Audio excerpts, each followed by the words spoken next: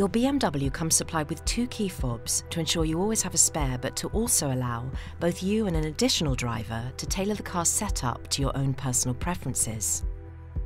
Each key can store a separate driver profile, which saves a number of settings, including those for the air conditioning, favourite buttons and navigation system. These are automatically saved to the key fob when the car is locked. So if there are 2 regular drivers of the car, they can each use separate keys, and the in-car settings automatically change according to the key being used. There are a number of preferences available to tailor the locking system in your BMW. You can configure these by selecting Doors Key within the Settings menu in the car. These settings can be changed at any time.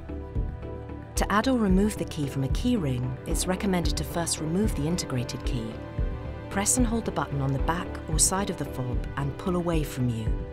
To replace it, simply insert the key back inside the fob and push close until it clicks.